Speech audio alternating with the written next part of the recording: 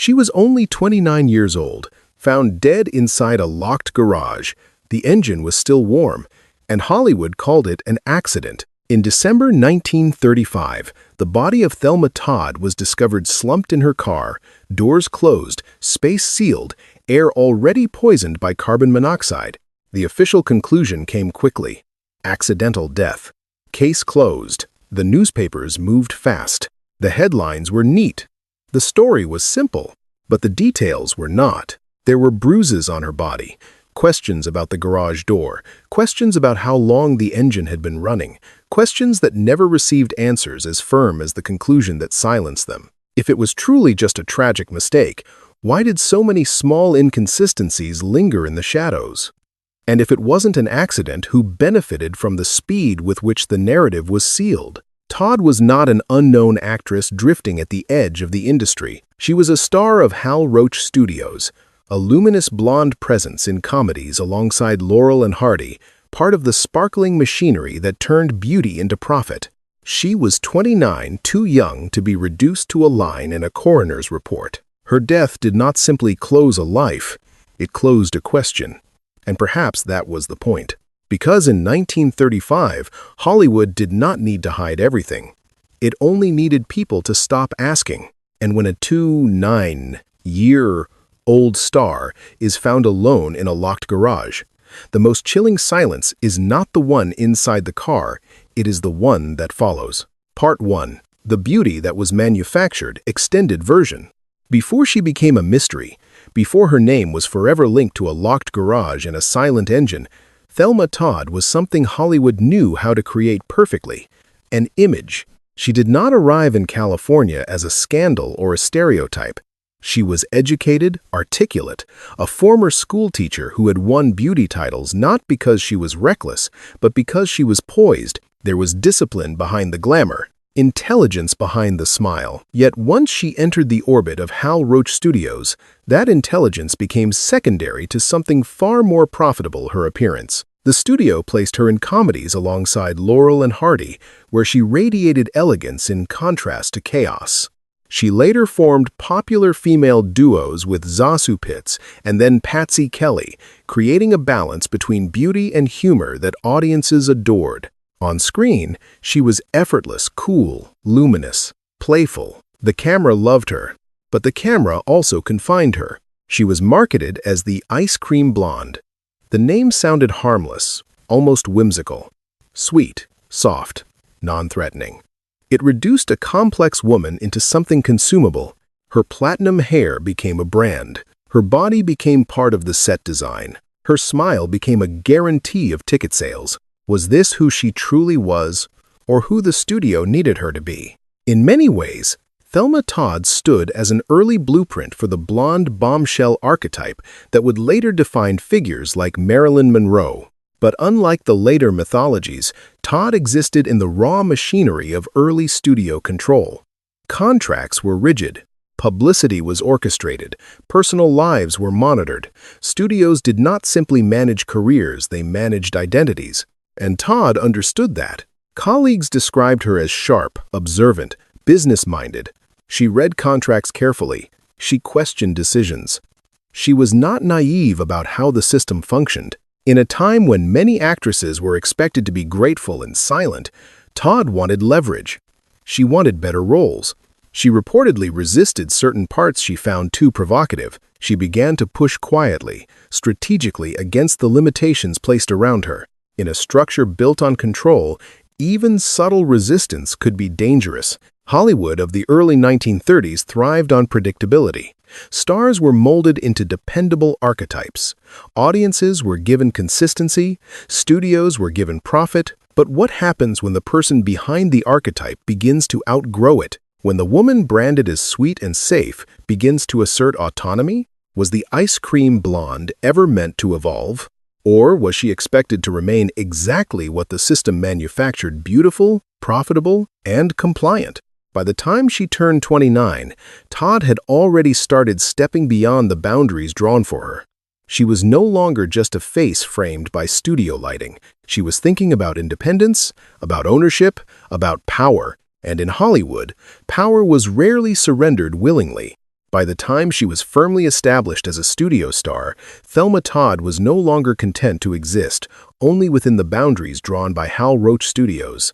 The cameras gave her visibility, but she wanted something more permanent than applause. She opened her own cafe along the Pacific Coast Highway, a stretch of road where ocean air met expensive cars and quiet negotiations. It was not just a restaurant, it was a gathering point. Actors, producers, businessmen. Power moved through those rooms as easily as champagne. For a woman in 1935 Hollywood, owning property and operating a business was not merely ambitious, it was disruptive. Most actresses depended entirely on studio contracts. Todd was building something outside that system, income that did not pass through studio hands, influence that did not require studio approval, and that changed the balance. Her cafe reportedly attracted a wide spectrum of clientele. Among the whispers that circulated later were claims that figures connected to organized crime, including names like Lucky Luciano, had interests or influence in California nightlife circles. There is no documented proof tying Todd directly to criminal dealings. But in 1930s Los Angeles, entertainment and underworld networks often overlapped in ways polite society preferred not to examine too closely. Was she simply a businesswoman navigating powerful guests, or did she find herself standing at the edge of conversations she never intended to overhear? Those who knew her described Todd as financially aware and cautious. She read contracts, she negotiated, she understood leverage. She was not reckless with money. She reportedly resisted certain film roles she considered too revealing or beneath her dignity. That kind of boundary setting might sound modest, but in a studio era built on compliance, it was bold. By 29, she was not just an actress performing sweetness on screen, she was a woman attempting to design her own future, and that future required independence. In Hollywood, independence had a cost. Studios controlled publicity, studios controlled distribution, studios shaped reputation. A star who grew too autonomous risked becoming inconvenient. A woman who earned her own money risked shifting power. Did Todd's growing autonomy make her admirable or dangerous? And when power structures feel threatened, do they negotiate or do they close ranks? The Pacific Coast Highway glittered at night, headlights tracing curves along the cliffside, music spilling from the cafe, laughter echoing over ocean wind.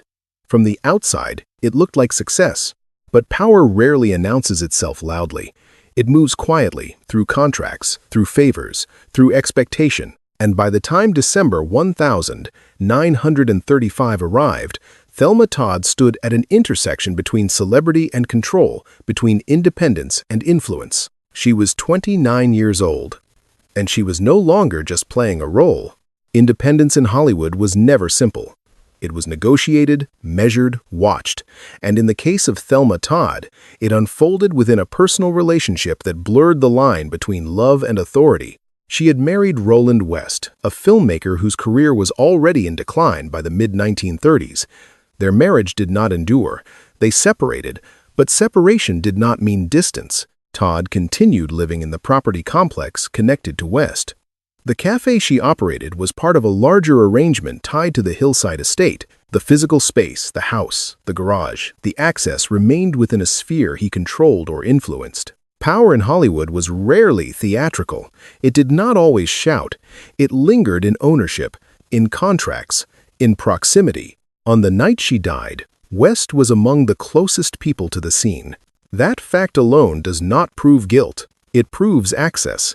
And in any unresolved death, access matters. Was it coincidence that the final chapter of her life unfolded within a space defined by someone she had already separated from? Or does proximity, in cases like this, reveal something subtler about control? Todd had begun stepping toward autonomy. She was negotiating roles, building business interests, expanding beyond her assigned archetype. Yet legally and physically, parts of her world were still entangled with West's domain. Friends and colleagues later described her as strong-willed, not reckless, but unwilling to be entirely directed. That quality can inspire admiration. It can also create tension. In a studio era built on hierarchy, independence did not simply challenge corporate control, it sometimes challenged personal ego. What happens when a woman begins to outgrow the structure that once contained her? Does the structure adjust, or does it tighten? There is no official record of a violent confrontation that night, no formal accusation that would survive legal scrutiny. But unresolved questions do not disappear simply because they are uncomfortable. Todd was 29 years old, living in a property still tied to a former husband, building a business outside studio oversight, navigating power networks few women of her era were encouraged to enter. Her life at that moment stood between two forces, liberation and lingering control. And when she was found in that locked garage, the geography of her death could not be separated from the geography of her dependence. On the evening before she was found in that locked garage, Thelma Todd was not alone. She was at a gathering social, familiar, ordinary by Hollywood standards. Laughter, drinks, conversation flowing under soft lighting. The kind of night that blends into memory without leaving a mark. And yet, that night would not remain ordinary. Accounts suggest there were disagreements, raised voices, tension that flickered briefly beneath the surface of civility. Nothing officially documented as violent, nothing dramatic enough, at the time, to demand police attention, but enough to linger in later recollections, enough to complicate the simplicity of the accident that followed. She left the gathering. That much is certain. The timeline narrows from there. Who was the last person to see her alive? And why do the final hours of a public figure's life become so indistinct so quickly? Hollywood was a small world in 1935. Reputations traveled fast. Stories were managed carefully. An actress of her stature did not move invisibly. And yet, the precise sequence of her final movements has always felt strangely incomplete, like a scene edited too tightly. Was she upset? Calm? Frustrated? Resigned? We do not have a diary entry. We do not have a recorded confession of despair. We only have reconstruction. What we know is this. Within hours of that social evening, she would be discovered inside a sealed space, engine running, air toxic. The shift from conversation to suffocation is abrupt. Too abrupt. She was 29 years old, not an aging star fading into obscurity, not publicly disgraced, professionally active, financially expanding, socially connected. So what changed between the party and the garage? What happened in the silence between departure and discovery? The distance between those 2 points, geographically small, narratively vast, remains the most fragile stretch of the story. It is there, in those unrecorded minutes, that every theory begins. An accident requires carelessness. A suicide requires despair. A staged scene requires intent. Which of those explanations fits a woman who, hours earlier, was still standing in a room full of witnesses? The night before her death is not defined by chaos. It is defined by ambiguity. And ambiguity, in Hollywood, has always been fertile ground for doubt. The discovery was described as procedural, efficient, almost disturbingly ordinary. In the early hours of December 1935, Thelma Todd was found inside her car in a locked garage. The doors were closed.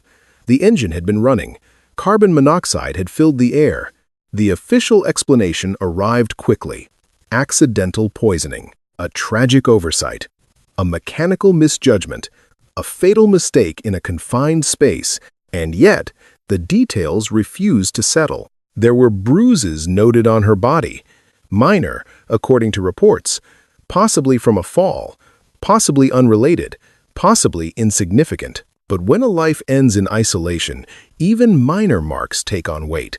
Were they consistent with someone alone, or were they fragments of a moment never fully reconstructed? Questions also lingered about the garage itself, about ventilation, about the positioning of the vehicle, about how the space was sealed. No later review has been able to remove every uncertainty. What remains is not proof of wrongdoing, but proof of unresolved edges. If this was simply a tragic accident, why did so many details resist clarity?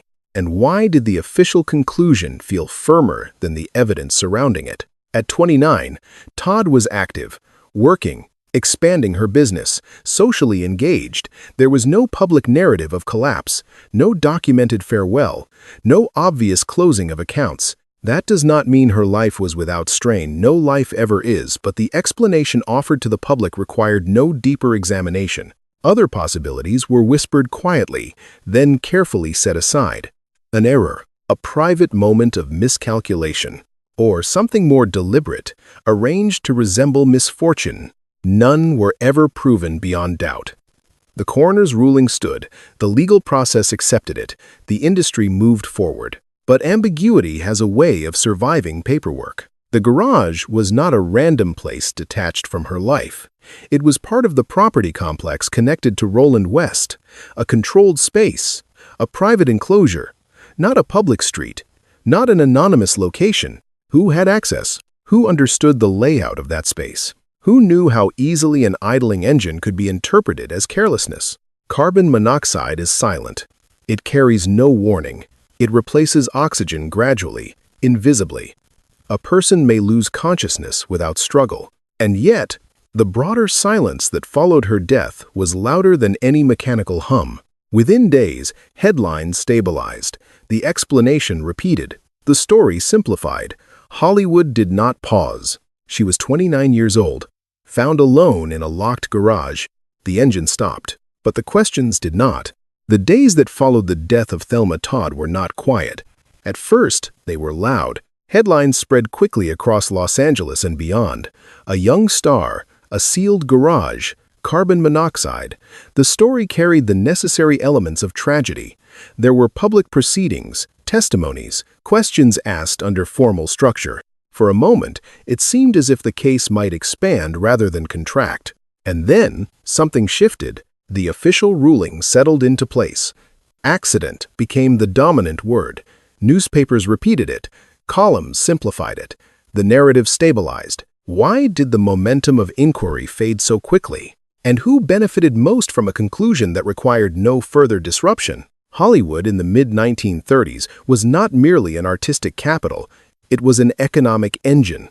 Studios controlled contracts, publicity, distribution, and reputation. Scandal was not just a moral inconvenience, it was a financial threat. A prolonged investigation risked dragging names, investments, and alliances into uncomfortable light. It did not require a conspiracy. It required efficiency. The industry had weathered controversy before. It knew how to redirect attention. It knew how to reduce complexity into a single line of explanation. Once the coroner's conclusion was accepted, the machinery moved forward. But acceptance is not the same as resolution. Witness accounts were filtered through legal framing.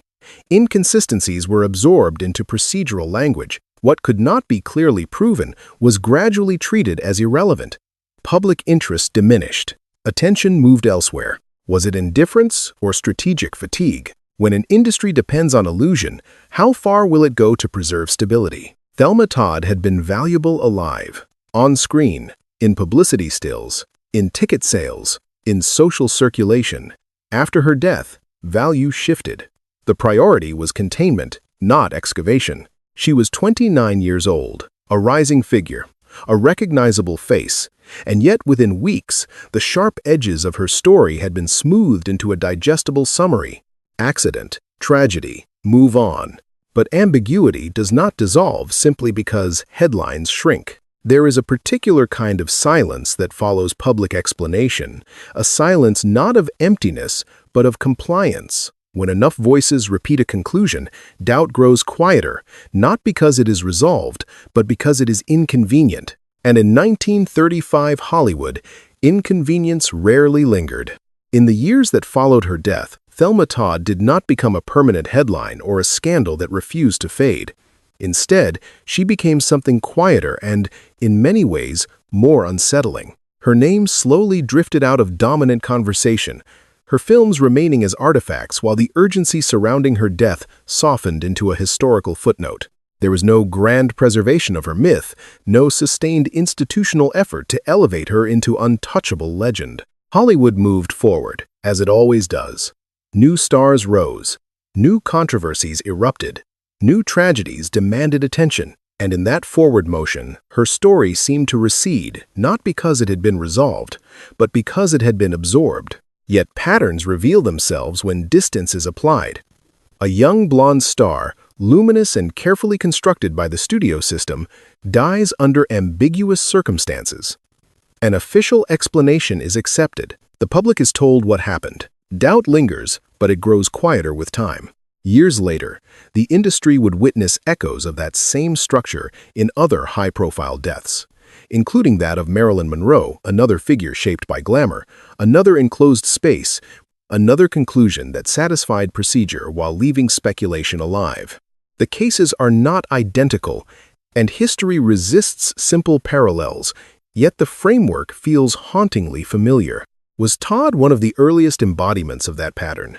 And if so, why has her name not carried the same mythic permanence? Perhaps the answer lies in timing. She existed at a transitional moment in Hollywood history when the looseness of the pre-code era was tightening into stricter control, when public relations strategies were becoming more disciplined, when studios understood more clearly how to manage not just careers but narratives. She stood at the edge of eras too early to be mythologized in the modern celebrity sense, too late to remain untouched by a system increasingly invested in containment. Her death did not explode into legend.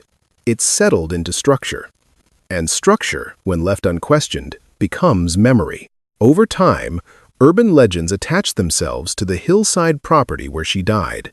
Stories of lingering presence, of rooms that felt unsettled, of a house that carried something unresolved. Folklore thrives where documentation leaves gaps. When official language smooths over uncertainty, imagination begins to reconstruct what paperwork cannot explain.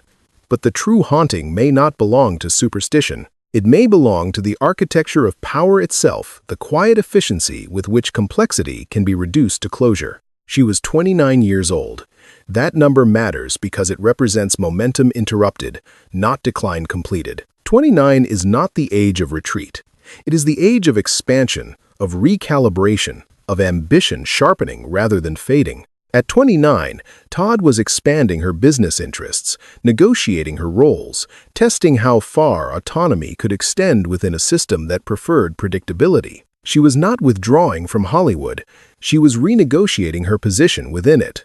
And when her story narrowed abruptly into a sealed garage and a single-word explanation, the compression felt disproportionate to the life that preceded it. Did she underestimate the limits of independence within a tightly controlled industry? Or did Hollywood demonstrate, once again, that autonomy exists only within boundaries drawn by those who control distribution, reputation, and narrative flow? The engine in that garage stopped, and with it, a rising trajectory. Headlines stabilized, the legal file closed, the machinery continued. But the underlying structure, the transformation of a woman into an image, the testing of her independence, the containment of ambiguity, remains intact as a case study in how power sustains itself. Perhaps the most unsettling question is not confined to what occurred inside that locked space. It resides in what followed, in how swiftly complexity was simplified and how efficiently doubt was absorbed into official language, because sometimes, in Hollywood, the silence that matters most does not begin at the moment of death. It begins when everyone agrees that no further questions are necessary. Hollywood remembers its legends in light, but some stories survive in shadow. The death of Thelma Todd was documented, explained, and officially closed with procedural certainty. The headlines cooled, the ruling settled, and the industry moved forward as it always does. On paper, nothing remained unresolved. And yet, the compression of her story, a rising life, reduced abruptly to a sealed garage and a stabilizing conclusion, continues to feel heavier than the explanation itself. At 29, she was expanding, negotiating control, testing independence within a system that preferred predictability. She was not fading, she was ascending. That is what makes the narrowing of her narrative so unsettling. The engine stopped, the file closed, the language simplified. But beneath that simplicity lies a structure we have seen before. Beauty constructed, ambition tested, ambiguity contained for the sake of stability. Perhaps we will never know exactly what happened that December morning, What we do know is that a woman at the height of her momentum disappeared. Hollywood absorbed the impact without pausing, and a silence settled that has never fully lifted. Sometimes the most haunting thing is not what cannot be proven, it is what is quietly accepted. If you believe stories like this deserve to be examined rather than simplified, stay with us, subscribe, share your perspective in the comments, and tell us, do you think the official explanation tells the whole story, or does something about Thelma Todd's final chapter still feel unfinished?